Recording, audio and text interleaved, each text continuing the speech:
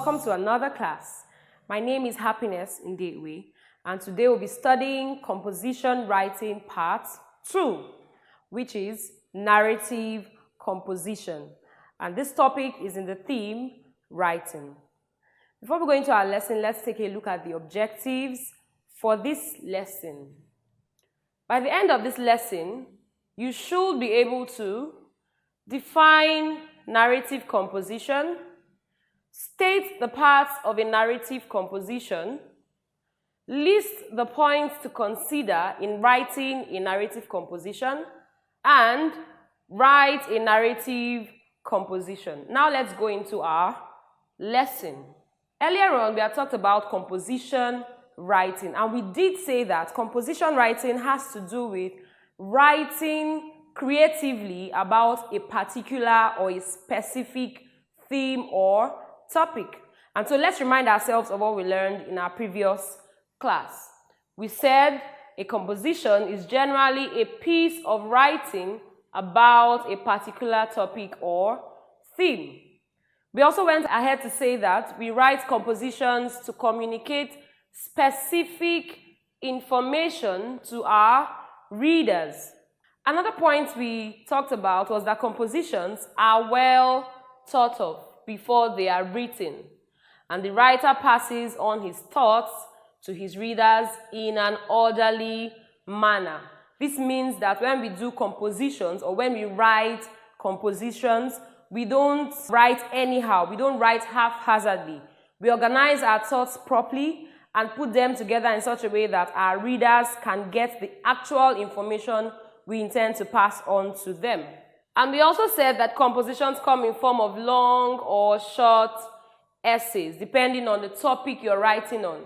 For those of us in schools, we know that when we have exams or tests, our teachers could ask us to write compositions of about 400 or 300 words. That can be categorized as a long essay. But on your own, at your leisure, you can decide to write on something very simple, a short essay. So compositions come in form of short or long essays, and they consist of different parts which include the introduction, the body, and the conclusion. These are the three main parts of a composition. So this is all we looked at when we introduced this topic, composition writing. But for today, our focus is on narrative composition. Remember that we talked about the types of compositions, and we said that we have 4 basic types of compositions, and they are the narrative composition, the descriptive composition, the expository composition, and the argumentative compositions. But for today, we are looking at the narrative composition. And what is a narrative composition? When you hear the word narrative, what comes to mind?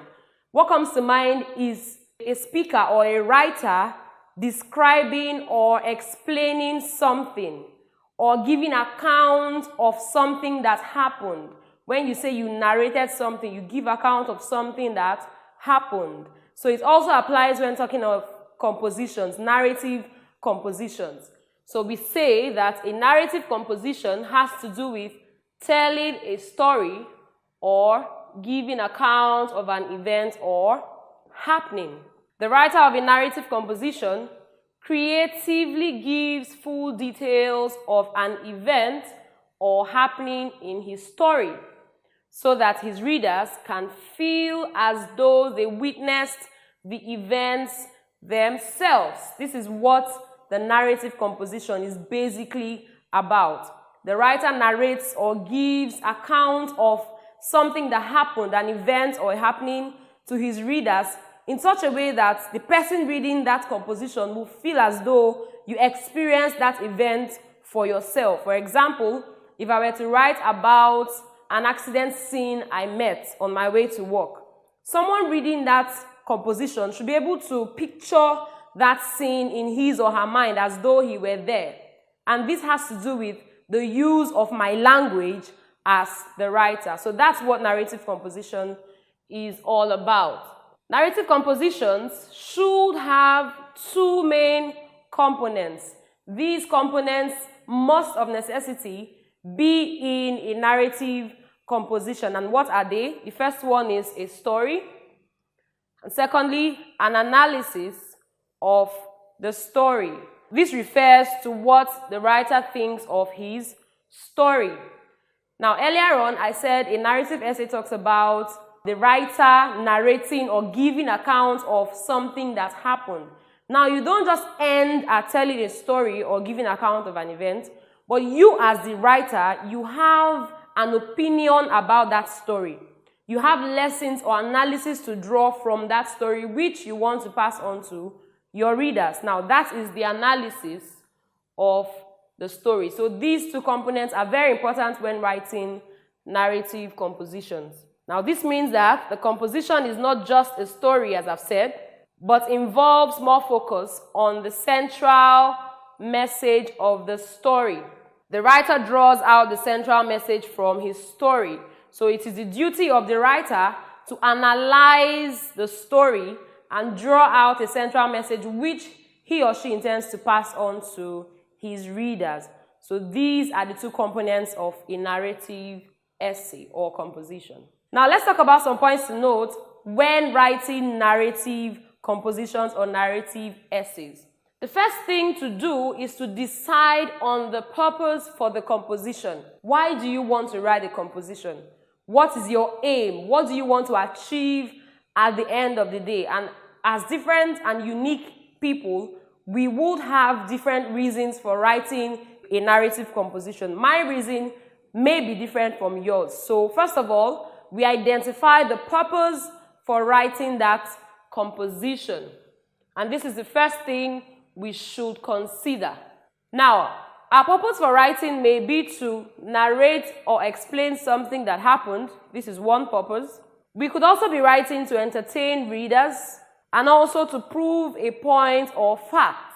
These are some reasons why we may decide to write narrative compositions or narrative essays. We should know the reason why we are writing or why we want to write, as this will guide us to choose the right theme or topic. Now, the reason why you want to write a narrative composition will determine the topic you write on. So as a writer, you decide on what you want to do. How do you want your readers to feel? Do you just want to pass an information to them? Do you just want to narrate something that happened? Or do you want them to feel amused by your writing? Do you want to entertain them? Or do you just want to prove a point or fact? Your reason will determine what topic you choose to write on at the end of the day. So this is the first thing we should consider when writing a narrative composition. Now, the next thing to do after deciding on why you want to write or the purpose for your composition is to choose a topic. This is done after you decide on why you want to write. You choose a topic or a theme that you wish to write about. Sometimes the composition may be about an issue or idea, but the writer has to write about such an issue or idea using a story to illustrate his thoughts on it. Now, when we write narrative compositions, we don't just pick any story and write about that story. We don't just pick folk tales or anything we know about. We write stories because we have an information to pass across to our readers. So when you have something to achieve, then you pick a story that is in line with that information which you intend to pass. For instance, if you want to talk about obedience, if you want to talk about the idea of obedience, you can write a story of a child who was disobedient and then the consequences of his disobedience and all that followed to teach the lesson of obedience. So your story must be in line with the central message or the purpose for which you want to write that composition. So it's not just a story. We use stories to illustrate our thoughts on a particular idea or concept. Now, here are some topics to write narrative essays on. We may decide to write about the topic, your first day in a new city, a debate competition you were invited to, your school's open day, a robbery incident you witnessed. These are things you can narrate and draw lessons or analysis from. So these are some topics which we may decide to write narrative compositions on. Next, we tell specific stories. Good narrative compositions deal with specific stories. What does this mean? It means that we should avoid telling a lot of stories in one composition. Why? Because this may confuse our readers. When writing a particular narrative composition, try as much as possible to tell one story at a time. If you must tell so many stories, or if you must tell more than one story, but at best, one narrative composition should be centered on one story. Because when you begin to add so many stories to your writing, you want so many stories to prove a particular point, at some point your readers may lose focus. At some point your readers may have a divided attention. You may lose them at some point. So in order to retain their interest in what they are reading or what you have written, make sure you write one story, a specific story at a time. Narrative essays should also be as straightforward as possible so the readers do not get bored with too much information. This also goes ahead to prove the point that one story at a time is ideal for writing narrative compositions. When you add too much information in your writing, your readers will get bored. They will lose the essence of that composition. Now, whether we are writing during our leisure or for examination purposes, where we may be asked to write an essay of 400 words, we should be careful so that our readers do not lose the focus of this story. What this simply means is that whether you're writing a short essay or a long essay where you have to write 400 words and above, just see to it that your readers do not lose the essence of that story. However it is, long or short essay, make sure that you capture your readers' attention by not including too much information in what you are writing. Another point to note is be mindful of the 5 W's and H elements. In writing, there's something we call the 5 W's and H. And what are they? We say who performed an action, what action was performed, when the action took place, why the action was performed, where the action took place, and how it was performed. So these colored words here are the 5 W's and H elements. Who, what, when, why, where, and how. We should take note of these elements when writing narrative essays, because a good narrative essay should contain these elements. You must tell your readers who did what was done, when it was done, where it was done, why it was done, and how that action was done. You must include these details in your writing. It is important we answer these questions as we write because it makes our writing more detailed and descriptive enough for readers to enjoy. If you miss out any of these elements, you would leave a question in the minds of your readers because they'll be wondering, who did this particular thing you're talking about? Let's say that you left out who performed an action and you just go ahead to tell them, this thing was done. They'll be asking themselves, who did it? So we must answer these questions that the elements, these 5 or 6 elements, pose to us so that we do not leave our readers in suspense or having some form of questions in their minds unanswered. Now here's a sentence that captures the 5 W's and H elements. Eze studies hard at home during his holidays because he needs to pass his SSCE. Now Eze is the who element. Who. Now what did Eze do, or what does he do? Eze studies. Studies is the what element. How does he study? Eze studies hard. So hard is the how element. Where does Eze study? Eze studies at home. So at home is the where element. When does Eze study? Eze studies during his holidays. So during the holidays is our when element. Now, why does Eze study? Why does he study so hard during the holidays?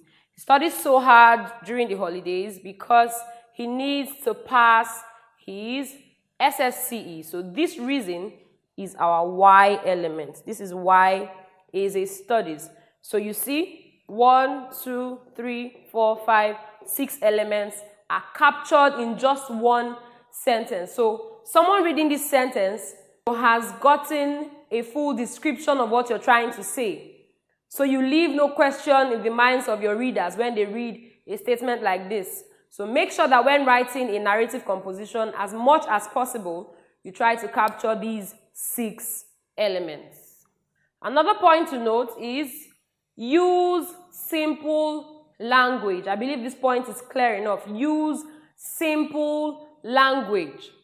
It is important we use simple language when writing narrative essays because we intend to sustain our readers' interest in our story. Using simple words will help our readers understand our writing better than when we use high-sounding words. Now, as a writer, you must know that you're writing not just to the educated people, not just to people who have gone to school. You're also writing to people who know little or nothing about education. So as much as possible, break your language down such that different categories of people in the society can understand what you're saying. So as much as possible, use simple language. If you use high-sounding words or big words, people would easily lose interest in what you are writing or what you have written because nobody wants to go to the dictionary for every sentence in your writing just to know the meaning of a word in your writing. So as much as possible, use simple language. Now let's look at this example on the board. Jide walked lackadaisically across the street until he heard the blaring car horn. This is one sentence. The next sentence reads, Jide walked sluggishly across the street until he heard the blaring car horn. Now, if you were to choose between these two sentences, which one sounds simpler or which one has a simpler verb? Is it lackadaisically or sluggishly? I believe that sluggishly is easy to understand. Most people know what it means to walk sluggishly, but a lot of people may not have heard this word, lackadaisically. So it is ideal that we use this sentence. For example, if we were to write on something like this, because sluggishly is simpler to understand as compared to lackadaisically. So, in a nutshell, we are trying to say that simple language helps your readers' interest to be sustained in your writing. Another point to note is that we should use more of active sentences in our writing. In grammar, we have passive and active sentences. Active sentences are ideal when writing compositions. We should ensure that we do not use a lot of passive sentences in our writing so that our readers do not get easily bored. When you use a lot of passive sentences in your writing, it sounds boring to your readers. Now, let's look at an example of active and passive sentences. The first sentence here says, I was invited for dinner by my grandmother during the holidays. This is a passive sentence. Now, if we are to change it to an active sentence, it would be, my grandmother invited me for dinner during the holidays. Now, the difference between active and passive sentences is that for passive sentences, more often than not, the object comes before the verb. If we look up here, we find I. I was invited for dinner by my grandmother. Now, my grandmother invited me. She performed this action. And we do know that subjects perform the action stated by the verb and objects receive that action. So, my grandmother is the subject of this sentence, while I, the pronoun I, is the object. So we find here that the object comes before the verb invited and the subject comes after the verb. So that's how to identify passive sentences. The object comes first, the verb comes next, and then the subject. But for active sentences, the subject takes the initial position. My grandmother, next is the verb, and then the object. My grandmother invited me. So this is preferred because it's an active sentence. It is preferred when writing compositions. The next sentence says, Jide was given an assignment by his teacher. This sentence is passive because his teacher performed the action of giving Jide an assignment. So teacher is the subject, Jide is the object. So it's a passive sentence because the object comes before the verb and also before the subject. But preferably, we should say, Jide's teacher gave him an assignment. This is active and more preferred to use in composition writing. So when writing compositions, use more of active sentences than passive sentences. Another thing to consider when writing compositions is the fact that we should use vivid descriptions. What does it mean to use vivid descriptions? Clear descriptions that would pass the message without any confusion to your readers. Your readers must get a clear picture of what you are describing or the story you are telling. So we must use words that give that clear picture. Good narrative essays contain very clear descriptions of actions, people, places, things, ideas, or concepts. We should use simple but vivid adjectives and adverbs to make descriptions in our writing. Now, we do know that adjectives are words that describe nouns. Adverbs are words that describe verbs, adjectives, and other adverbs. So we should make good use of these descriptive words when writing narrative essays. And this is because they help to bring our stories to bear. It makes our readers get the proper image of what we are describing. Now let's look at this sentence on the board. This is an example of a vivid description and it reads, Mr. Deima's big black dog suddenly became restless and barked fiercely as the dark, lanky-looking stranger staggered into the compound. Now, these words in red are the descriptive words. They describe the nouns and the verbs in this sentence. Mr. Deima's big black dog. So what describes this dog are the adjectives big and black. So suddenly is an adverb. Now restless is an adjective which describes the dog. It's also an adjective that describes what happened to the dog. It became restless. And barked fiercely. This is an adverb that describes how the dog barked. He barked fiercely. As the dark, lanky-looking stranger. So these words, dark and lanky-looking, are adjectives that describe the stranger. So we see here from this sentence that we exhausted all the descriptions. We described the nouns, we described the verb in that sentence. So it paints a very clear picture of what the writer is trying to say. So when a reader is reading, you're able to see what the writer is seeing or what he saw before he wrote down that composition. So as much as possible, use vivid but clear adjectives or descriptions. Another thing to note when writing narrative compositions is the use of dialogues. A dialogue is simply a conversation between two or more people. When two people are involved in a discussion or more people, we say that they are having a dialogue. Now, instead of just narrating stories, we use dialogue or a series of dialogues This makes our story more interesting. Instead of telling a story from the beginning of your writing to the end, we can do that in form of dialogue. We find some drama books or literature books that are written in form of dialogues like that. You see people's names, what they said, people they spoke to, and what their replies were. That is a very good example of what a dialogue looks like. So sometimes, instead of just narrating a story in your composition, we can decide to relay our stories to the readers in form of dialogues or a series of dialogues.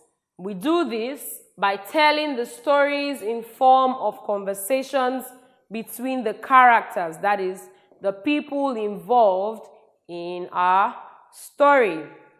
Below, we have an example of a dialogue between Abimbola and Shade. Now, Abimbola says, the school's graduation ceremony holds next month. And then Shade replies, oh, really? I should inform my parents at once. They have to be there. And then Abimbola replies, that's nice. My parents are out of town now, but I'll let them know once they return.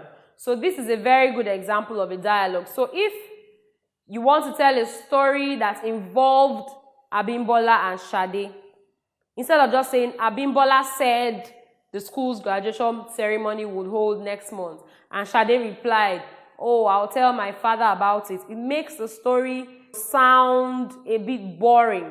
But if you put it in form of dialogue like this, your readers would easily grasp what exactly happened, who said what, and who did not say what. So this is a good example of dialogue. So we should sometimes tell our stories in form of dialogue, especially when they involve a lot of characters or a lot of people. Another thing to note is that we should distinguish between main and supporting ideas. Now, you may be wondering what main ideas are and what supporting ideas are. Now, every theme or topic should have a focus or main point. And the main point of the theme or topic is referred to as the main idea of that writing or of that topic. The main idea is the central message the writer intends to pass across to his readers. If you remember earlier on, I said a narrative composition doesn't just consist of a story. The writer draws his analysis from that story. So his analysis is sort of the main thing he wants his readers to hold on to. That is the main thing he wants his readers to go home with. That is his main idea or focus for that writing. So that's his main idea, the central message. Now, on the other hand, supporting ideas are those ideas that help the writer buttress his main idea. And what this means is that supporting ideas throw more light on the main idea. So you see, the writer has a main idea or a main focus, and then he has supporting ideas, things he says in form of statements or analysis he draws from the story to support that main idea. So his story at the end of the day has, or his writing at the end of the day has a main idea and other supporting ideas. Now, when writing compositions, make sure that you distinguish between the main idea, make it clear enough from the supporting ideas. So distinguish between the main and the supporting ideas. A writer should identify his main ideas or main idea and supporting ideas and present them properly. Don't mix them up so that your readers would easily know the focus of your writing and why that happens to be the focus of your writing, which, in other words, we can say the main idea and the supporting ideas. So this is also very important when writing narrative compositions. And now we've come to the end of our lesson today on narrative compositions. But before we go into our test section, let's remind ourselves of all we have learned so far. Today we learned that a narrative composition is the form of writing that involves telling a story or narrating an event or happening. We also learned that there are two main components of narrative compositions, and they are the story and an analysis of the story, which is of course done by the writer. We also learned that the aim of narrative compositions may be to narrate an event, to entertain readers, or to prove a point.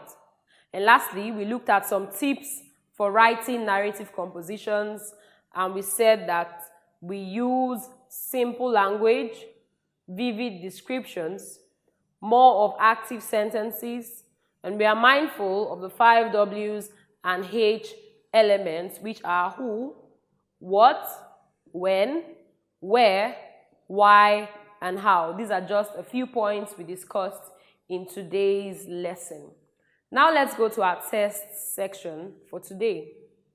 Our question for today says, which of the following is not ideal for a narrative composition? Is it A, theme, B, so many stories, or C, main and supporting ideas?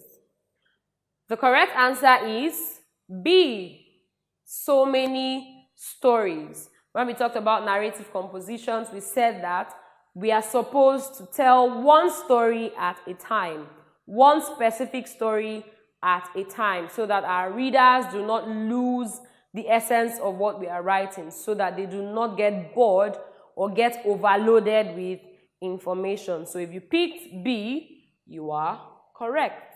And here we come to the end of our lesson today on narrative compositions. Thank you for listening, and goodbye. If you enjoyed this video, hit the like button, drop a comment, and subscribe to our channel. You can also turn on notifications to stay updated on new videos on this channel. This Brain Friend video was brought to you by Synforest. For more of these amazing e-learning videos, get your copy of Brain Friend. With more than 1,000 e-learning videos, over 74,000 test items in more than 40 subjects, a career counseling guide, and many other amazing features, Brain Friend remains your foremost e-learning and exam preparatory software. Brain Friend. Learn better, make excellent grades.